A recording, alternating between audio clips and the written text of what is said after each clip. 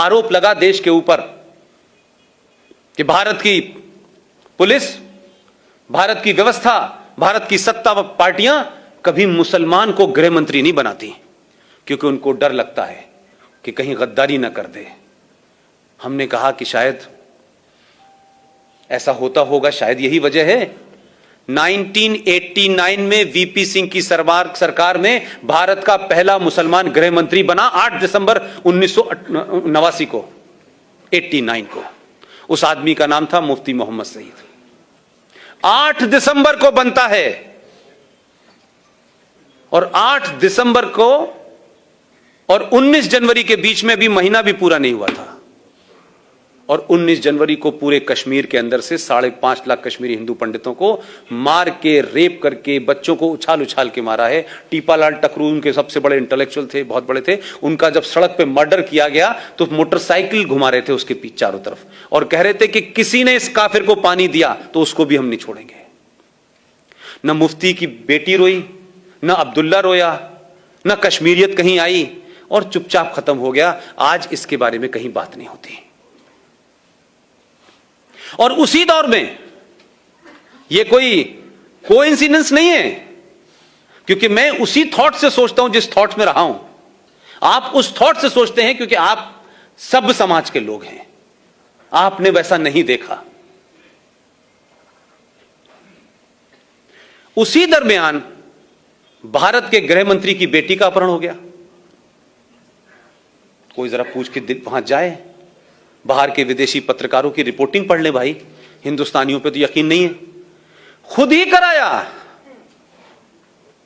उसका कमिटमेंट देखिए अपने आतंकवाद के प्रति, अपने धर्म के प्रति, अपने एजेंडे के प्रति।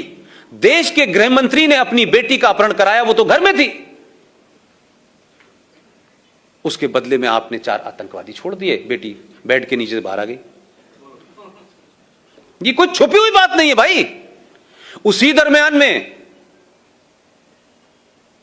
एक साहब हैं, सेकुलर हैं, कांग्रेस पार्टी के राज्यसभा में लीडर ऑफ अपोजिशन है, उनका नाम है गुलाम नबी आजाद। अब ये मुझे पता नहीं है कि वो इस्लाम से आजाद हैं कि नबी के गुलाम हैं, या नबी के गुलाम हैं कांग्रेस से आजाद हैं, ये मुझे पता नहीं है। उनके घर में भी उनका एक भतीजा गायब हो गया, और इतनी तेजी से हो रहा था, लग रहा था कि खट खट काम करना है। और क्या डिवाइस निकाली उन्होंने कि उनका भतीजा गायब हुआ, 27 आतंकवादी छोड़ दिए, शाम को भतीजा घर आ गया। एक और साहब हैं जिन्होंने वोट वाजपेयी के दरमियान दिया था, नाम जानते हैं? सैफुद्दीन सोज साहब। उनकी भतीजी गायब हो गई। ये ऐसे लग रहा था कि सबका एजेंडा कितना खूबसूरत है। वो बात अलग थी कि वो वहां जब थे उनकी हैसियत दूसरी थी, वो दूसरी पार्टी में थे। उसके बदले में भी 7 लोगों को छोड़ दिया आपने। तो पहला इस देश के अंदर अगर हम ये कहें कि इंटरनेशनल टेररिज्म जो है वो भारत में कैसे पनपा, उसके लिए जिम्मेदार भारत का ये पहला मुसलमान गृह मंत्री है। एक घटना हो जाती है, मोदी के दौर में हुई, पूरी दुनिया में छा गई साहब, पूरी दुनिया के अंदर हंगामा हो गया। कोई वीजा रुकवाने चला गया, कोई धरना करने चला गया, कोई प्रदर्शन करने चला गया, लेकिन 5 लाख हिंदू अपने ही देश में शरणार्थी हैं। दिल्ली की सड़कों पे, दिल्ली हाट के सामने कोई पान की दुकान कर रहा है, कोई चूरन की दुकान कर रहा है, कहां कहां रह रहे हैं, कोई बंगलौर भाग गया, कोई कहीं भाग गया। लेकिन इस देश में कोई बड़ा जुलूस, कोई बड़ा प्रदर्शन, कभी संसद इसके लिए नहीं रही। इसलिए मैं जुडिशरी की भी तरफ आता हूं। अभी कुछ घटनाएं इस देश में हो गई कि किसी ने अखलाक को मार दिया, किसी ने, गोरक्षक ने किसी को मार दिया। ये मैं इसलिए कह रहा हूं कि ये घटनाएं हैं, इसको आप अपने गूगल पे जाके सर्च करें। चंद घटनाएं हुई और चंद गुंडेलों की, और भारत के प्रधानमंत्री ने खड़े होकर कहा कि जो लोग इस तरीके की हरकतें कर रहे हैं वो गुंडे हैं, उनको पकड़ा जाना चाहिए, उन पे केस चलना चाहिए। लेकिन चंद घटनाओं से ये लिंचिस्तान बन गया। चंद घटनाओं से, जिसका किसी समाज से, किसी धर्म से लेना देना नहीं था। यहां भी समझ में आता है, सुप्रीम कोर्ट की बैनर हेडलाइन खबर थी, बैनर हेडलाइन खबर थी, we will not accept this lynching, government should take immediate and drastic action. इसी हिंदुस्तान के अंदर 1984 में दिल्ली के अंदर लुटियन दिल्ली में, जहां राष्ट्रपति, प्रधानमंत्री, सारी सत्ताएं के सबका पावर है, वहां 3,500 सिखों को दौड़ा दौड़ा कर मारा, सड़कों पे मारा, गले में टायर डाल के मारा, बच्चों को उछाल उछाल के मारा, बॉक्स में जो लोग छुप गए थे उस बॉक्स में आग लगा के मारा। भाई साहब, सुप्रीम कोर्ट ने कभी नहीं कहा कि इस देश में अगर मॉब लिंचिंग पहली हुई थी तो वो तो ये थी, कभी नहीं बोली। 3.5 लाख और 5 लाख कश्मीरी हिंदू पंडितों के साथ किया, वो मॉब लिंचिंग नहीं थी। लेकिन सुप्रीम कोर्ट का पाखंड और ड्रामा देखिए कि सुप्रीम कोर्ट क्या कर रही है। सुप्रीम कोर्ट भारत की सेनाओं को डायरेक्शन दे रही है। क्या डायरेक्शन है साहब? कि देखिए, आप जब आतंकवादी से लड़ें तो ये जो पीछे जो आपके देशभक्त लोग हैं जो आप पे पत्थर मारते हैं, क्योंकि भटके हुए लोगों ने पता नहीं पत्थर कहां मारना था, तो गलती से आप पे मार रहे हैं, लिहाजा आप इन पे गोली ना चलाएं, आप इनके ऊपर प्लास्टिक की गोली चलाएं। सेना का एक आदमी विदेशी आतंकवादियों से लड़ रहा है, उसका मुंह इधर है, फिर वो अपनी बंदूक से प्लास्टिक की गोली डाले, फिर इधर चलाए। जब उनसे कहा कि ऐसा मुमकिन नहीं है, बोले नहीं, उनके ऊपर पानी डालें, गर्म पानी डालें। तो वो पहाड़ों में पहले टैंक लेके जाए अपने कंधे पे कि पहले मतलब मानसिक दिवालियापन है इस देश के अंदर यार। वही कहता है कि गर्म पानी डालो, ठंडा पानी डालो, प्लास्टिक डालो, और इतनी चिंता होती है कि बाकायदा प्लास्टिक की गोलियों की नपाई इंची टेप से करने लगता है सुप्रीम कोर्ट। सुप्रीम कोर्ट को इस बात की चिंता है कि मुंबई की दही हांडी की लंबाई कितनी है भाई, ये ज्यादा हो गई आधी इंच तो भाई साहब पे केस चलेगा। महाकाल पे पानी कैसे चढ़ेगा, आधा किलो चढ़े, 250 ग्राम चढ़े। लेकिन इसी सुप्रीम कोर्ट ने दिल्ली से सटा हुआ एक 40 किलोमीटर की दूरी पर एक जगह है, एक आदमी, वो गलत था सही था यह विषय नहीं है,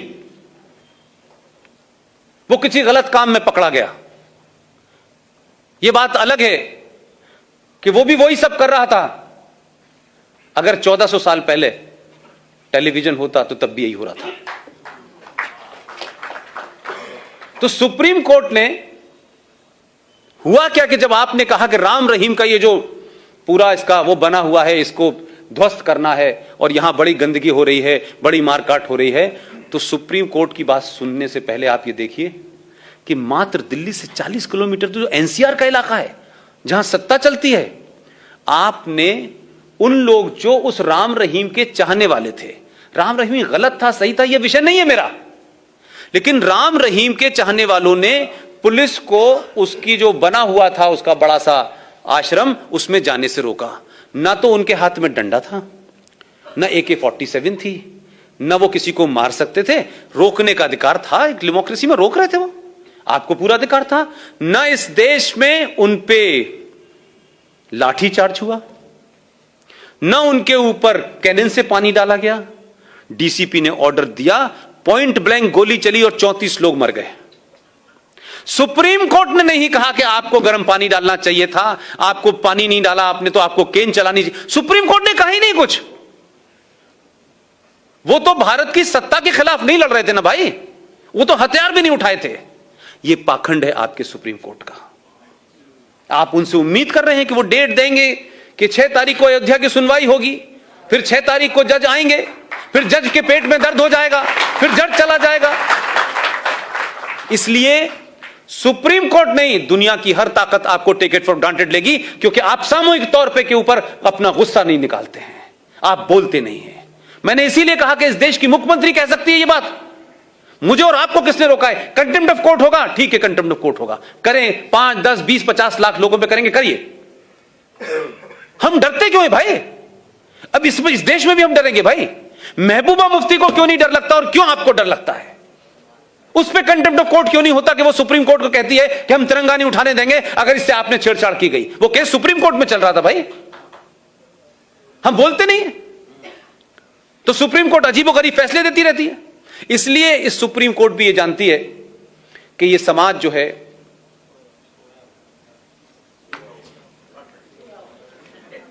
ये बात अलग है कि आप जाग गए, बाकी तो सो ही रहे ना।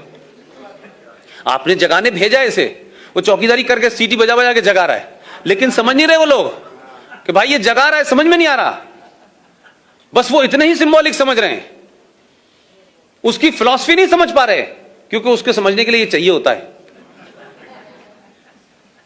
मैंने अभी कल परसों के भाषण में कहा, तब लोगों की समझ में आया कि अच्छा ऐसा है। मैंने कहा इसलिए कि आप पढ़ते नहीं हैं, आपको सब चीजें नजर आती हैं जो दिखनी चाहिए, जो नहीं दिख रही वो भी बहुत कुछ बदल रही हैं। इसलिए भारत 1947 में पैदा नहीं हुआ था। भारत की पहचान ताजमहल और लाल किला और कुतुब मीनार नहीं है। भारत की पहचान 5000 साल पुरानी है। आपको एहसास ही नहीं है कि आप किनके वंशज हैं। आपके अंदर का पुरुषार्थ समाप्त हो चुका है। आपका आदमी एक कहानी सुना करके पहले मन की बात में लोगों को बताने की कोशिश करता है कि भैया ऐसे समझाओ। मैं प्रधानमंत्री की कुर्सी पर बैठने के बाद इतने ही कह सकता हूं, किसी की समझ में नहीं आ रहा। लोगों ने उसको कहानी सुना जैसे कोई दादी और नानी ने सुना दी हो। 3 बार जब मैंने लोगों से कहा अच्छा साहब ये मतलब था, मैंने कहा भाई साहब ट्यूबलाइट है क्या आप? पहले मन की बात और पहली पार्लियामेंट की स्पीच को सिर्फ पर्पस से सुनिए। अगर ऐसी सोच के लोग 10-20 भी हो जाएंगे, आपका काम हो जाएगा। लेकिन मेरा कहना है कि समाज क्यों नहीं उस तरफ बढ़ रहा? आप नैरेटिव क्यों नहीं निकाल पा रहे? ये आपको क्या दिक्कत है? आप बोल ही नहीं रहे। इसीलिए राष्ट्रपति भवन के अंदर अब इफ्तार नहीं दिया जा रहा।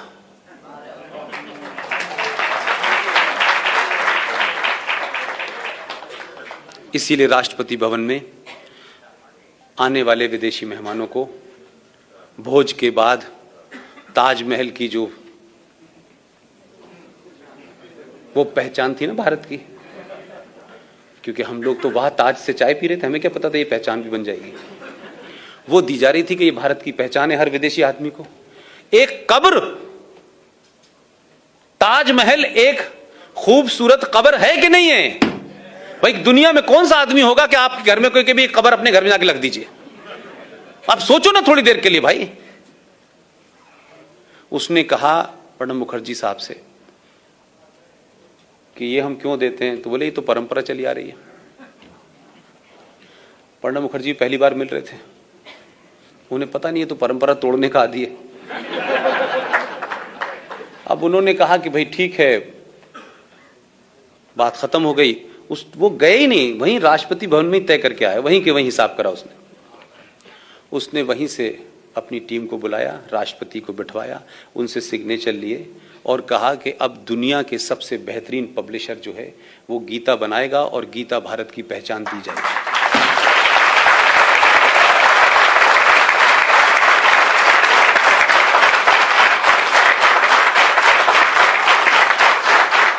अगर आप परंपरा तोड़ेंगे नहीं और ये एक कवर अप ले लेंगे कि ये परंपरा है, तो परंपरा बनती ही टूटने के लिए है। शक्ति होनी चाहिए आप में। और ये ध्यान रखिए कि इतिहास में ये इतिहास तय नहीं करता कि कौन क्रूअल था, कौन जालिम था। इतिहास उन्हीं का लिखा जाता है जो जीते हुए होते हैं।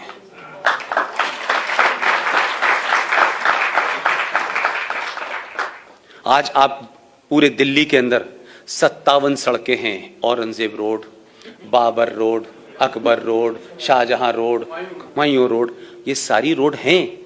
इन सब ने क्या किया आपको पता है? लेकिन इतिहास में जीते हुए थे, इसीलिए इनका इतिहास है।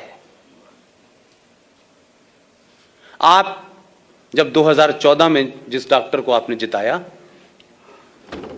पहला आर्टिकल पढ़िए, वॉशिंगटन पोस्ट का एडिटोरियल पढ़िए। किसी ने पढ़ा? आप में से किसी ने पढ़ा? देखिए मेरे बीच में बैठे हुए हैं। ये हर आदमी को पता होना चाहिए कि वॉशिंगटन पोस्ट ने अपना पहला एडिटोरियल मोदी के जीतने पे क्या लिखा था। उसकी क्रक्स बता रहा हूं। उसमें सिर्फ इतनी बात कही गई कि भारत, आजाद भारत में पहली बार भारतीय सरकार बनी है।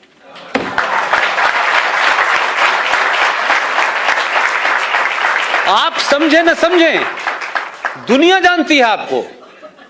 वो जो दुनिया में यहां से कागज लेके गए और उसके बाद आज ये बना रहे हो, सब आप ही से लेके गए। आपने नहीं पढ़ा, दूसरे ले गए। आपकी समझ में नहीं आया। वो समझ रहे हैं कि क्यों ये भारतीय सरकार है, लेकिन इस देश के भारतीय नहीं समझ पा रहे कि ये भारतीय सरकार है। अभी तक जो सरकारें थी वो ट्रांसफर ऑफ पावर की थी, और अब तो इतना ओपन हो गया है कि अब तो तय हो चुका है कि आपके शहर का एक मुनीम, भड़ूच में था कल में,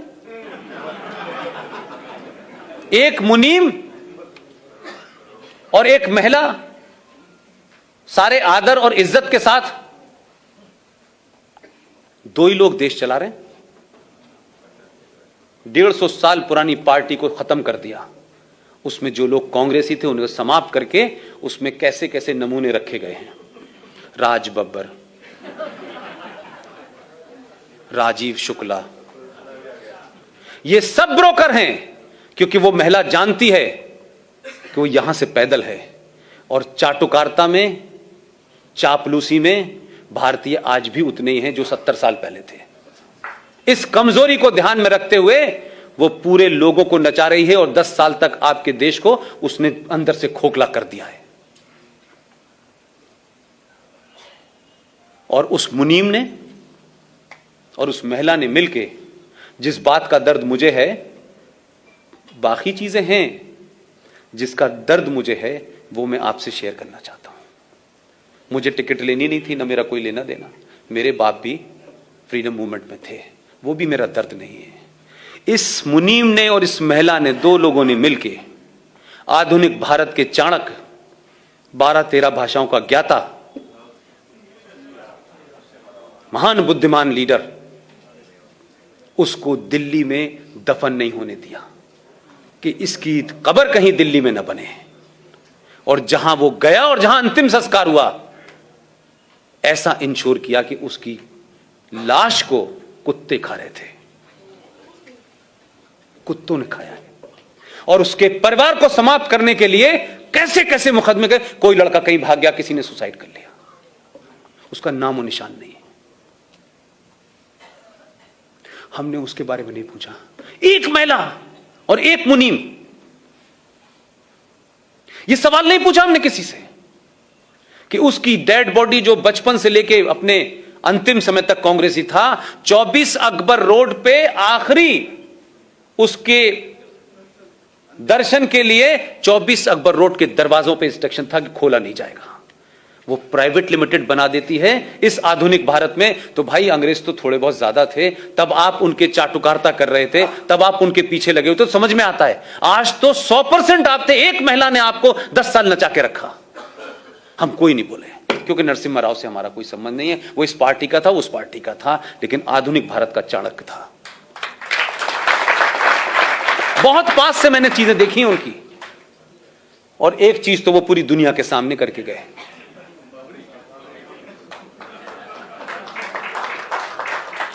जब इंस्ट्रक्शन दे गए, उसके बाद अपने कमरे में चले गए, और पहली और आखिरी बार उन्होंने 8 घंटे तक पूजा में बंद रहे। वो जब काम हो गया तो उन्होंने कहा मेरी पूजा पूरी हो गई। ये हिम्मत होनी चाहिए, कुर्सी का लालच नहीं होना चाहिए। आपको याद होगा कि कल्याण सिंह ने क्या करा था। He was chief minister. उस आदमी ने अपनी कुर्सी सुप्रीम कोर्ट के सामने दांव पे लगा दी। उसने कहा आप सजा देना चाहते हैं, दे दीजिए। जब वो सारा काम हो गया, सरकार गिर गई, आपने उसको हरा दिया। 4 राज्यों में सरकार गिरी, वापस नहीं आई। किस हिंदुत्व की बात करते हैं? किस मंदिर के लिए आप दीवाने हैं? किस मंदिर को बनाने के लिए आपको चिंता है भाई? हम अपने चरित्र को भी देखें भाई। जो आदमी से रिश्ता नहीं है, वो कब 1500 में आया था, उसकी मां मंगोलिया की थी, बाबर से कोई लेना देना नहीं है, इनका कोई डीएनए उनके साथ नहीं है, लेकिन इसलिए प्रतिबद्धता है कि वो मुसलमान था और ये मुसलमान है, लिहाजा मस्जिद बनेगी तो बाबरी की बनेगी, नहीं तो नहीं बनेगी। उनका कमिटमेंट यह है, और आपका कमिटमेंट यह है कि आपके आदमी ने अपने लिए सत्ता की कुर्सी लगा दी। सुप्रीम कोर्ट ने कहा आपको सजा मिलेगी, उसने कहा मैं सजा खाने के लिए तैयार हूं भगवान राम मंदिर के लिए। सरकार गिरी आपने, उसके बाद उसकी सरकार नहीं बनाई।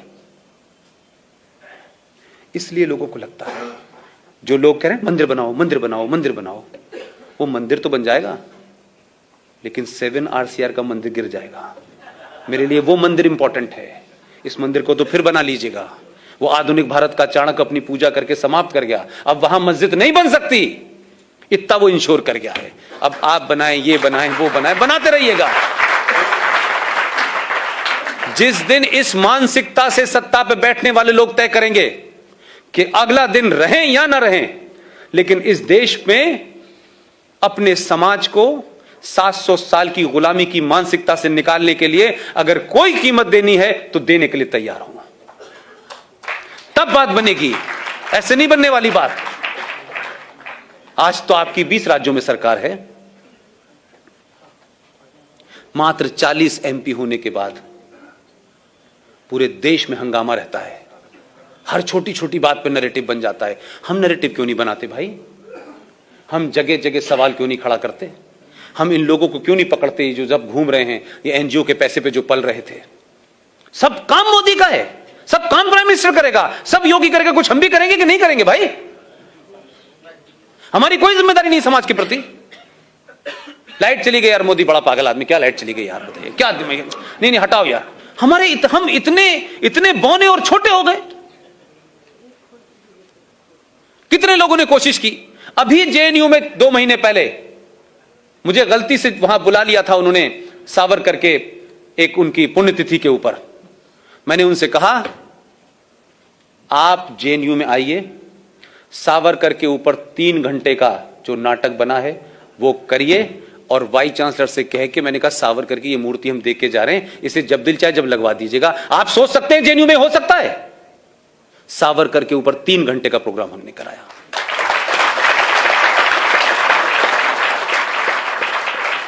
ये बार बार मैं कोई अपनी तारीफ में कसीदे नहीं कर रहा हूं, मैं कह रहा हूं आप सब एक न्यूक्लियर बम हैं। अपनी शक्ति को पहचानिए, कमाइए पैसा, सब कुछ कीजिए। अगर सब कुछ रहेगा तब हम आप रहेंगे। ये सब कुछ रहने वाला नहीं है। ये बड़ा आर्टिफिशियल दिख रहा है कि देश चल रहा है। जो स्थिति है 10 साल से ज्यादा नहीं चलेगा। हम पीस खरीद रहे हैं, ठोड़ियों में हाथ डाल के पीस खरीद रहे हैं। और किन से खरीद रहे हैं? दंगाइयों से, तोड़ने वालों से ठोड़ी में हाथ डाल रहे हैं कि भाई देखो हमने, अरे तुमने 30,000 मंदिर तोड़े, तुमने नहीं तोड़े, उन्होंने तोड़े। अब यह मुझे समझ नहीं आया कि भारत सरकार का कौन सा ऐसा डॉक्यूमेंट है कि जो जब जा रहे थे तो इनको वसीयत कब करके चले गए? ये जो रहमानी, सलमानी, शैतानी जो आते हैं टेलीविजन पे, इनको वसीयत कब करी उन्होंने कि भाई तुम हमारे असली वारिस हो, हम मकान तुम्हारे नाम कर जा रहे हैं, तुम कुंडी ताला लगाते रहना यहां। वो लोग आपको डरा रहे हैं। उनके पास कुछ भी ऐसा नहीं है कि वो दुनिया को ये कहें कि हमने 1400 साल में इस दुनिया को एक सुई बना के दी है। 1400 साल की हिस्ट्री में एक चीज बता दीजिए मुझे जो उस सिविलाइजेशन ने बनाई हो और दुनिया की किसी सिविलाइजेशन को दी हो। पूरे दावे के साथ कह रहा हूं मैं। हां, 1400 साल में उन्होंने एक चीज जरूर बनाई है जो आप में से किसी ने नहीं देखी, वो मैंने लाइव देखी है। 1400 साल में इस्लामिक रिपब्लिक ऑफ पाकिस्तान ने एक बम इजाद किया है। वो बम क्या है? अफगानिस्तान और का जो बॉर्डर लगता है खैबर पख्तूनख्वा के साथ, जिसको बहुत पहले हम लोग नॉर्थ वेस्ट फ्रंटियर पाकिस्तान कहा करते थे, अब वो खैबर पख्तूनख्वा यानी KPK कहलाता है। वो पठानों का इलाका है जहां से खान अब्दुल गफ्फार खां आया करते थे, जिनको आप सीमांत गांधी कहते थे, फ्रंटियर गांधी भी कहते थे आप। वो बॉर्डर वहां लगता है और वहां एक जगह है चमन बॉर्डर, जहां कोई जा नहीं सकता। लेकिन हमारी नौकरी और हमारे लोगों के साथ जो रसूख था, हम वहां गए। वहां एक बड़ी मस्जिद बनी हुई थी, लोग नमाज पढ़ रहे थे।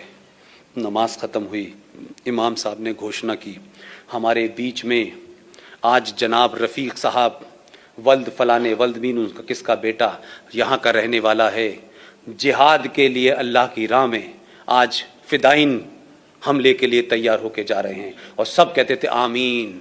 और सडनली मैंने देखा एक ऐसा बच्चा, एक पठान के बच्चे जो होते हैं ना, थोड़ा सा खूबसूरत से बहुत होते हैं। छोटा सा बच्चा, कोई 12-13 साल का बच्चा था, उसको कंधे पे बिठाया गया, उसकी मालाएं डाली गई और यह सिलसिला वहां नॉन स्टॉप चल रहा है। और मात्र पाकिस्तान की करेंसी में 3,500 की एक बेल्ट आती है, उसके बेल्ट बांध दी। वो सुसाइड बॉम्बर की बेल्ट होती है, रिमोट से आप कहीं दबा दी उड़ जाएगा। और जाकर के चमन बॉर्डर पे छोड़ते जाते थे और फिर आते थे और वो घूमता रहता था। इनको लगता था कि किस थाने में पहुंचा वो अफगानिस्तान के, रिमोट दबाया उड़ गया। ये ईजाद किया इस कौम ने 1400 साल में। वो कौम आपको डरा रही है, उसके मानने वाले आपको धमका रहे हैं। उन्होंने 47 में कौन सी पीस थी वो भी हमने देखी। कश्मीर में क्या हुआ हम नहीं माने। हम हर दिन कुछ हो रहा है लेकिन हम तैयार नहीं है इस बात के लिए कि भाई ये सच्चाई है, इसको मान लें। अभी भी बहुत सारे लोग कहते हैं। मैंने कहा कि भाई रफीक अहमद के घर की जाके सिवैयों खाने से बेटर है जाके दलित के घर का एक दिन पानी पी लो, सब ठीक हो जाएगा।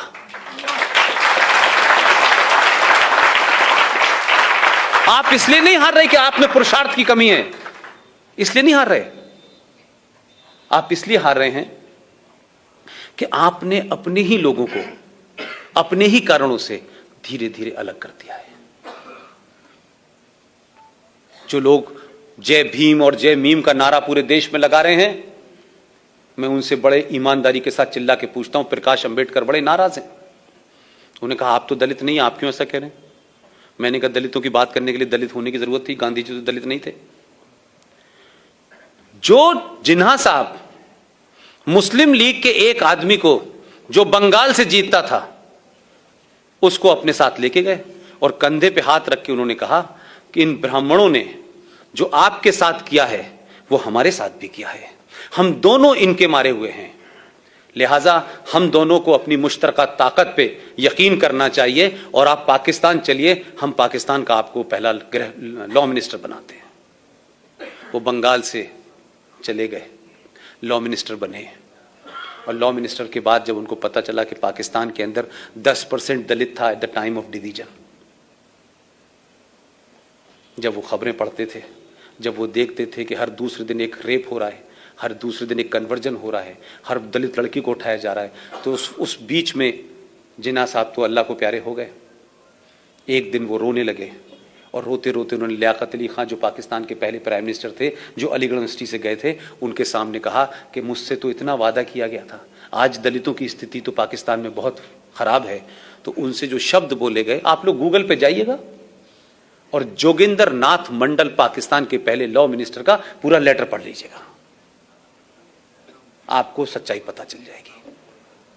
हमारे ऊपर तो बड़ा इस बात का निगाह रखी जाती है कि किस दलित को हमने छेड़ दिया। आज हमने तो संविधान में भी कर दिया, संविधान के बाद नाजायज चीजों को भी मान लिया और गली मोहल्ले में सब जगह अंबेडकर की मूर्ति लगा दी, अपनी लड़की देके अंबेडकर के साथ शादी भी कर ली, अंबेडकर को महान भी बनाया, उनको ओहदा भी दिया, लॉ मिनिस्टर भी बनाया, संविधान भी लिखा। उसके बाद भी हमारे ऊपर आरोप है कि आज भी दलितों के साथ ब्राह्मण और अपर कास्ट बड़ी जातियां करती है। और जिनके भरोसे पे गए थे वहां से रोते हुए आए और इस देश को पता नहीं चला कि जोगिंदर नाथ मंडल पाकिस्तान के पहले लॉ मिनिस्टर कहां गुम हो गए, कहां मरे, कहां नहीं मरे, उनका पता नहीं चला। हमने उससे नहीं सीखा, हमने अपने लोगों को धीरे धीरे अपनी वही आदत रखी और आज जय भीम और जय मीम हो रहा है, वही दोहराया जा रहा है। उनको एजेंडा पता है कि हिंदू की जो लार्जर फैमिली है, जो लोग लड़ सकते हैं हमसे, जो लड़ते वक्त हमसे पूछेंगे नहीं, उन लोगों को धीरे धीरे एक एजेंडे के तहत आपसे अलग किया जा रहा है। आपके अंदर की ताकत कैसे कमजोर हो, उन्होंने इसका इंतजाम कर लिया है। पूरी दुनिया के अंदर, चाइना में इस्लाम के मानने वालों के साथ क्या हो रहा है यह पता है आप लोगों को? सबको पता है। भारत में भी हर मुसलमान को पता है, पाकिस्तान को पता है। लेकिन एक संगठन है जिसमें भारत की विदेश मंत्री को पहली बार गेस्ट ऑफ ऑनर दिया था, वो भी आयतें पढ़ रही थी वहां। इस्लामिक नेशंस का एक संगठन है, वो संगठन हर बार 6 महीने बाद एक प्रस्ताव लाता है और वो प्रस्ताव चीन के खिलाफ होता है कि चीन में मुसलमानों के साथ ज्यादती हो रही है, ना दाढ़ी रखने पे सवाल है, मोहम्मद नाम नहीं रख सकते, 5 वक्त की नमाज नहीं पढ़ सकते, अगर जिस चटाई पे नमाज पढ़ी है उसको आपको जमा करने जाना है, मस्जिदों को आपने कहा है इस आकार की नहीं इस आकार की बनेंगी, रमजान 8 घंटे का नहीं होगा 3 घंटे का होगा, लिखित में आदेश है, वगैरह वगैरह। वही इस्लामिक देशों में जब उसके खिलाफ प्रस्ताव आता है तो इस्लामिक रिपब्लिक ऑफ पाकिस्तान जो अल्लाह मियां ने बनाया है, जो ये कहते हैं कि पाकिस्तान का जन्म तो गज़वाए हिंद को पूरा करने के लिए है, गज़वाए हिंद पूरा होना ये अलग बात है, गज़वाए हिंद पे बहस अलग हो सकती है, वो पाकिस्तान उस रेजोल्यूशन के खिलाफ वोट देता है कि ये पारित ना हो। और वो गठजोड़ में इसलिए आपको समझाने की कोशिश कर रहा हूं, सिर्फ उसमें एक ही दोनों के बीच में मुआहदा है कि तुम्हें इन मुसलमानों की दाढ़ी काटनी है काटो, मारो पीटो, कुछ मत करो, लेकिन यूएनओ के अंदर अजहर मसूद को तुम्हें बचाना है।